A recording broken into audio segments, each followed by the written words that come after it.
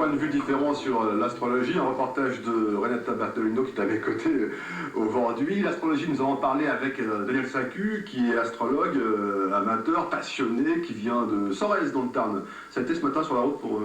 Plutôt glissant. Oui. Ça a été un peu bloqué par la neige ou... Oui, pas mal, oui. Ouais, pas mal de voitures, de camions à travers, donc il a fallu user de patience. Et de prudence. Et de prudence. Est-ce qu'on peut prévoir la météo avec l'astrologie? Nous ne sommes malheureusement pas des voyants, l'astrologie. Alors, l'astrologie, combien de Français, combien êtes-vous à croire en l'astrologie? Renata va vous le dire. 55% des Français approuvent l'astrologie. Alors il y a deux écoles, ceux qui pensent que c'est juste sympa et rigolo, il y en a 35%, et ceux qui pensent que l'astrologie est une vraie discipline, là il y en a 20%. Alors pour être plus précis, un Français sur 4 affirme croire dans le pouvoir de prédiction des astres, un Français sur 3 considère que les planètes jouent un rôle déterminant dans le caractère individuel et le profil psychologique des gens, et un Français sur 2 considère l'astrologie comme une science à part entière. Alors d'ailleurs, il y a 40% des jeunes de 15 à 25 ans qui classent l'astrologie derrière la sociologie et devant l'écologie. Daniel Sacu, justement à ce propos, pour vous, c'est science ou croyance? Vous faites partie des 20% qui pensent que c'est vraiment extrêmement sérieux? Je pense que c'est un bon outil. C'est un bon outil pour bien se connaître. Et pour bien connaître les autres, hein, c'est-à-dire pour bien se situer par rapport aux autres, communiquer avec les autres. Ça, c'est pour une connaissance personnelle. Ensuite, peut-être au niveau fonctionnement, puisque l'astrologie a aussi comme outil, c'est un outil aussi de prévision. Donc ça permet de dater un peu des grands moments de la vie. D'accord. Vous allez nous raconter dans une seconde comment l'astrologie a pu justement changer éventuellement le cours de votre vie.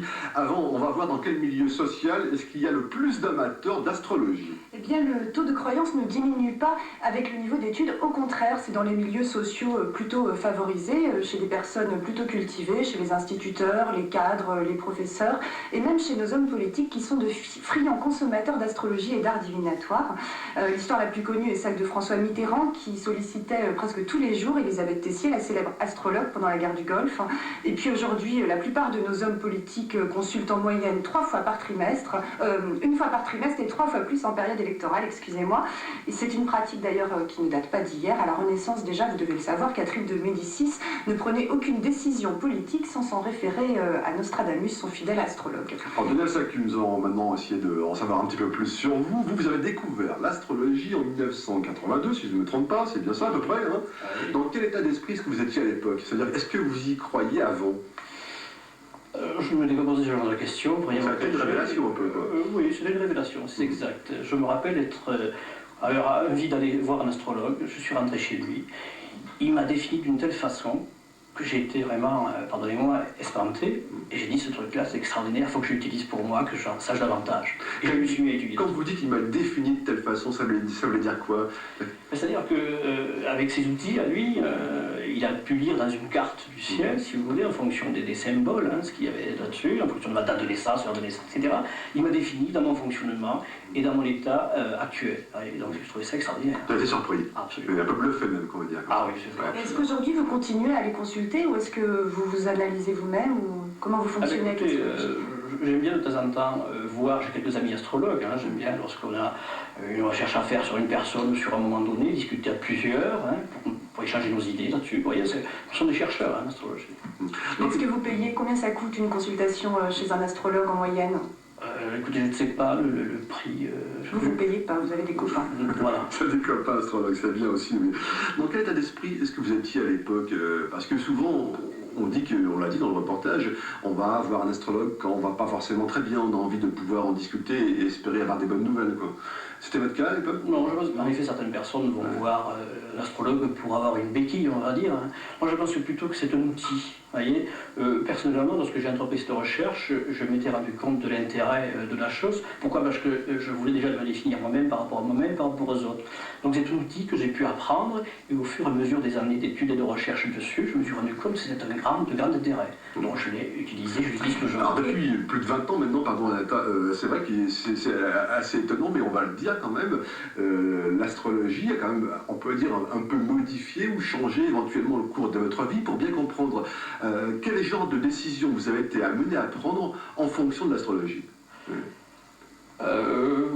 Oui, alors je ne sais pas s'il faut le définir comme ça. Je vais dire qu'à des moments précis, lorsque je désirais donner un nouveau cap à ma vie, à ma carrière, Je sentais au fond de moi que quelque chose avait bougé. À ce moment-là, je prenais en effet les outils astrologiques et je regardais pour être sûr que ce que je sentais au fond de moi était en accord avec ce que je pouvais lire dans les astres. Vous voyez, donc on va dire que c'est un outil pour moi. C'est vrai qu'à ce moment-là, j'ai changé, parce que je trouvais que j'avais tous les moyens pour le faire, que c'était le moment de le faire, donc je l'ai fait. Par exemple, vous êtes parti faire un tour du monde qui a duré, je crois, 2 ou 3 ans. Ça, c'est une décision que vous avez prise vous comme ça, ou vous l'avez prise en fonction de l'astrologie? Non, je l'ai prise comme ça, parce que j'ai fait le tour d'une interrogation et d'une question, qui était le travail, le milieu travail, puisque j'étais cadre dirigeant d'une entreprise. J'avais fait le tour de la question, et après, j'avais autre chose à vivre. Donc je voulais savoir comment je pouvais utiliser les astrologies pour aller plus loin. Et c'est là où, en effet, j'ai suivi les grands courants des grandes civilisations, des grandes traditions ésotériques. Et pendant 3 ans, j'ai fait le tour du monde. Est-ce que cette connaissance, donc, des courants philosophiques ou ésotériques en particulier, ont modifié votre relation avec l'astrologie? Non, je pense qu'ils l'ont enrichi. Ils l'ont enrichi et ils m'ont donné encore plus de raison de le prendre pour moi, de l'accepter, de l'utiliser encore plus, et de l'aider, et de le donner aux autres aussi pour ceux qui le demandent, bien entendu. Mais est-ce que ça vous enferme pas un peu dans un carcan finalement? Parce que vous me disiez tout à l'heure que par exemple quand vous faites une rencontre, vous regardez pour voir si ça peut fonctionner avec la personne, etc. Donc est-ce que ça risque pas de vous empêcher de faire des choses finalement? Écoutez, pour moi, une carte astrologique, un thème astral, c'est un peu comme une carte d'identité. Je crois que tout le monde devrait l'avoir dans la poche, c'est gratuit. Et ça me permettrait de se définir, de me dire, voilà, moi je suis comme ça. Il y a ma personnalité telle que tu me vois, mais ce que je suis vraiment, je suis comme ça. Et je peux te donner les moyens de me mettre un petit peu mieux. Donc je crois au contraire que c'est un grand avantage. Mais vous y pensez souvent ou pas? Ça fait partie de ma vie, oui. Ça fait partie de ma vie. C'est-à-dire, on devrait quand même mieux comme la comprendre. musique, comme Quand vous l'art, voyez. Quand vous levez le matin, quand vous rencontrez des gens, quand vous allez au boulot, ça interfère ou pas dans vos choix et vos décisions de manière très régulière? Non, ce n'est pas l'astrologie qui guide ma vie, entendons-nous bien. C'est moi qui guide ma vie, je fais ce que j'ai envie de faire et je me sers du... Mais en fonction de l'astrologie, c'est ça, c'est la nuance. Oui. Vous l'utilisez comme un outil. Voilà, un outil. J'utilise un outil. Ça me fait un outil de plus dans ma caisse à outils, si vous voulez. Alors, c'est intéressant parce que on vous avait rencontré il y a quasiment un an. À l'époque, Corinne Lebrun avait fait un reportage sur vous, donc on va revoir un extrait pour voir ce que vous disiez à l'époque, et on va en parler juste après. Actuellement, Daniel profite des énergies cosmiques pour monter sa start-up dans le domaine de la sécurité. Donc j'attends que mes cycles remontent, si vous voulez, ils soient positifs pour pouvoir à ce moment-là enclencher. Là, si vous voulez, cosmiquement, on va dire que je suis en phase avec les lois de l'univers. Je suis obligé d'attendre que Mars revienne de nouveau au démarrage pour continuer à redynamiser le système, pour pouvoir venir faire par exemple un trigone à Jupiter, qui est dans la maison 8, l'argent des autres, pour éventuellement penser à signer un contrat avec des financiers. Voilà un petit peu la loi des cycles, et telle que je peux la lire dans mon thème. L'astrologie, c'est l'école de la patience, et pour l'instant, il semblerait qu'elle ait plutôt réussi à Daniel Saccu. Tel un chercheur, il continue à expérimenter l'influence des mouvements planétaires sur sa vie. Dans les jours qui viennent, la conjonction sera favorable et sa start-up sera officiellement lancée sur le net. Voilà, ça c'était il y a environ un an, témoignage recueilli par Corinne Lebrun. Daniel Saccu, vous êtes avec nous aujourd'hui. Qu'est-ce qui vous inspire ces images? Est-ce que vous disiez à l'époque, est-ce que l'astrologie vous a été de bons conseils, oui ou non? Oui, absolument, elle m'a été de bons conseils. Maintenant, je parlais de mon cycle, de mon petit cycle. Je fais partie d'un grand cycle beaucoup plus grand. Et les startups, malheureusement, on sait ce que ça a donné au niveau planétaire, etc. C'est un peu tombé, oui. Voilà. C'est le signe des startups. C'était des startups, ça fonctionne même. Moi, je ne peux pas analyser tous les grands cycles parce que tout ça s'interfère, etc. Mais pour mon cycle personnel, pour ma startup, elle a démarré, elle s'est faite. Je n'ai pas pu avoir les moyens financiers que je pensais pouvoir. Oui, mais là, quand même, ça veut dire que vous y croyez comme vous avez envie d'y croire et vous y croyez pas comme vous n'avez pas envie, quoi, en gros. Non, mais j'y crois toujours, je l'utilise. Je vous dis, c'est une affaire qui me dépasse, parce que si les finances n'ont pas suivi, moi je ne peux pas faire grand-chose derrière. Sans doute indiscret, vous êtes de quel signe? C'est la qui voulait savoir. Moi je suis... Alors on fait toujours pareil, on dit le signe solaire et puis on dit l'ascendant, parce que ça permet de savoir un peu. Moi je suis du signe solaire Verseau, ascendant Lion. D'accord. Vous avez le même ascendant tous les deux. C'est bien, on va en parler juste après. Est-ce que le fait de vous intéresser de très très près à l'astrologie, l'astrologie a un petit peu changé les rapports que vous aviez avec les autres, avec votre entourage ou votre milieu professionnel?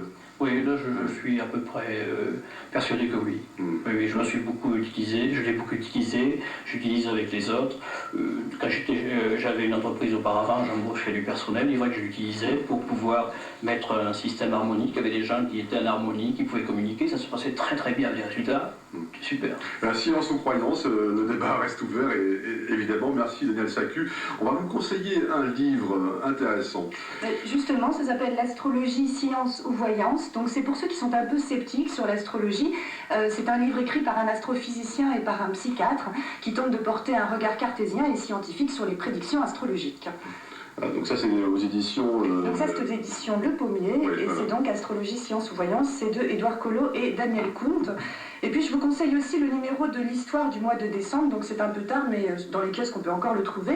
Donc vous pourrez lire un article très intéressant sur le rapport que les hommes politiques entretiennent avec l'astrologie depuis toujours. Et puis il y a aussi une enquête passionnante sur Nostradamus, on en parlait tout à l'heure.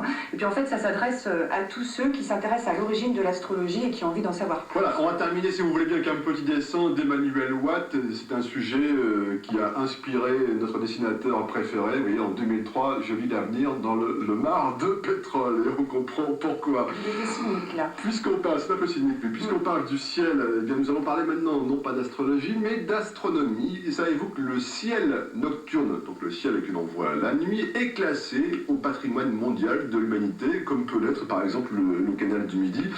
Mais le problème, c'est que l'éclairage des villes rendent nos nuits extrêmement artificielles. Il est de plus en plus difficile aujourd'hui d'observer un beau ciel étoilé, sauf dans le Lot où il existe une sorte de triangle noir unique en France. Cette zone résiste à l'invasion lumineuse pour le plus grand bonheur des astronomes amateurs.